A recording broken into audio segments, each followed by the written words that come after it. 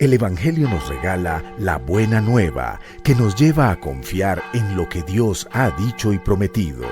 Nos indica que en Jesucristo somos salvos y tenemos la vida eterna.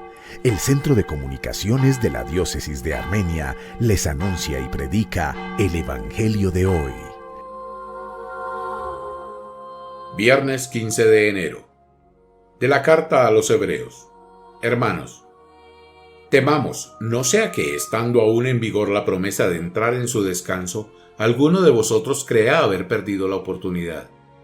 También nosotros hemos recibido la buena noticia igual que ellos, pero el mensaje que oyeron no les sirvió de nada a quienes no se adhirieron por la fe a los que habían escuchado. Así pues, los creyentes entremos en el descanso de acuerdo con lo dicho. He jurado en mi cólera que no entrarán en mi descanso. Y eso que sus obras estaban terminadas desde la creación del mundo. Acerca del día séptimo se dijo, y descansó Dios el día séptimo de todo el trabajo que había hecho. En nuestro pasaje añade, no entrarán en mi descanso. Empeñémonos, por tanto, en entrar en aquel descanso, para que nadie caiga imitando aquella desobediencia. Palabra de Dios. Te alabamos, Señor. No olvidéis las acciones de Dios.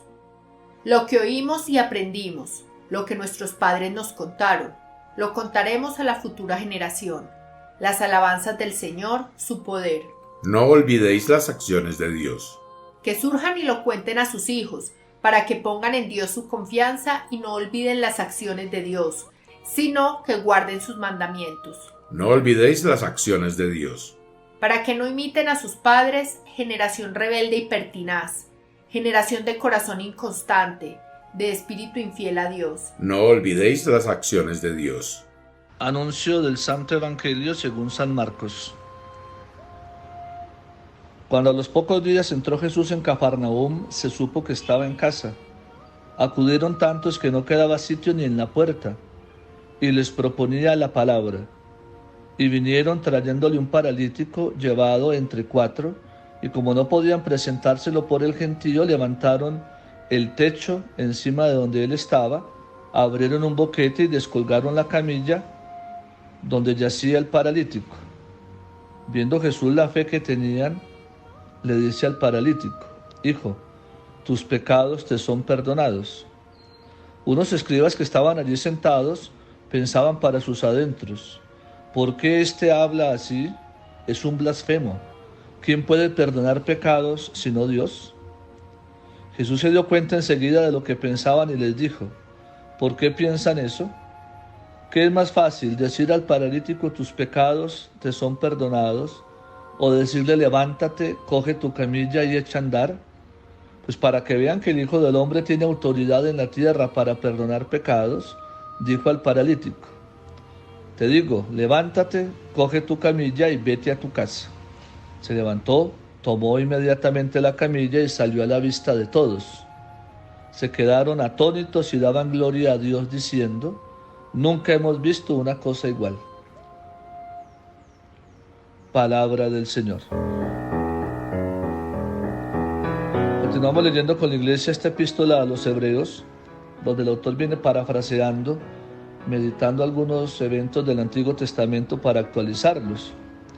Después de esa denuncia que hacía del pueblo que endureció el corazón, ahora va a citar cómo la buena noticia que trae el Señor es la noticia de la salvación, del descanso en Dios. Y por eso va a citar aquel texto del Antiguo Testamento, por eso he jurado en mi cólera que no entrarán en mi descanso. Evoca aquel día de descanso de Yahvé, el día séptimo, el día de la espiritualidad, del encuentro con Dios. Quien se empecina en sus pecados, quien da la espalda al Señor, obviamente no tendrá el descanso en él, de una vida de relación espiritual, de una vida de reconocimiento de Dios como Padre. Por eso nuestras situaciones de pecado no solamente hablan de nuestras imperfecciones, en nuestras situaciones de pecado anula nuestra relación con Dios y sacrifica la relación con los demás. Luego en el texto del Evangelio vemos a Jesús en una de sus jornadas misioneras está en Cafarnaúm, allí estaba enseñando, al parecer estaban ya en la tarde en el descanso. Muchos iban para que Él les enseñara la palabra. Hubo tanta gente aquel día que estaba la casa llena y los alrededores, pero también la gente, como habían visto que hacía milagros, pues aprovechaban para llevarle todos los enfermos del pueblo. Y venían con uno muy grave, un paralítico, cargado por 4 de sus amigos en una camilla.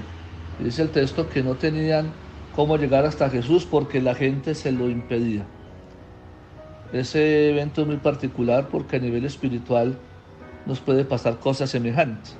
A veces la gente y las mismas personas nos impiden llegar hasta Jesús. Pero eso no implica que tengamos que desanimarnos o desistir. Estos 4 hombres se la ingeniaron, fueron creativos y se esforzaron para llevar a su amigo y ponerlo justo frente a Jesús. Entonces se suben al techo, corren las tejas, descuelgan la camilla y ponen la camilla justo frente al Señor. En el seguimiento del Señor hay que ingeniárselas. No podemos desistir ante la primera dificultad, problema o antitestimonio que encontremos en los demás. Hay que esforzarse por llegar hasta Jesús. Y el Señor alabó y reconoció el esfuerzo. Y va a ser el signo de la curación. Ya había hecho muchos milagros, había curado muchos enfermos. Siempre ahora veíamos en el día de ayer que la enfermedad era consecuencia de pecados cometidos según los judíos. Se había curado enfermos era porque los había absuelto de sus pecados y por eso habían recuperado la salud. Pero ahora el Señor usó otra fórmula para curarlo, que era una fórmula de absolución. Seguramente lo hizo a propósito para dar una enseñanza.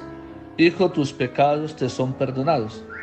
Al ser perdonados sus pecados, quedaba pues aliviado en su salud.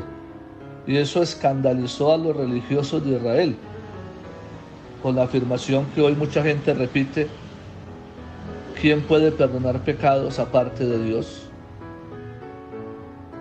Hoy a mucha gente le cuesta entender, por ejemplo, el sacramento de la confesión, la obra de Dios en su misericordia que absuelve a través del ministro sagrado. Y ahora el Señor les va a dar la lección y les va a decir: es lo mismo decir levántate y anda que tus pecados están perdonados. Era la misma realidad de curación. Y en el juego de palabras que usa Jesús está todo un proceso espiritual. Te digo, levántate, coge tu camilla y vete a tu casa. Eso es la forma de reconstruir lo que ha destruido el pecado. Si le dice levántate era porque estaba postrado y nuestros pecados nos postran. Quien abandona sus pecados por la gracia de Dios tiene la fuerza suficiente para levantarse. Tomar la camilla era la que amarraba a aquel hombre y ahora es el hombre curado el que gobierna su camilla. Es decir, el hombre está llamado a gobernar su tentación y su ambiente y situación de pecado que lo circunda. El hombre fue creado con esa capacidad y con esa fuerza. Y luego le dice vete a tu casa porque el pecado nos expulsa de la casa paterna.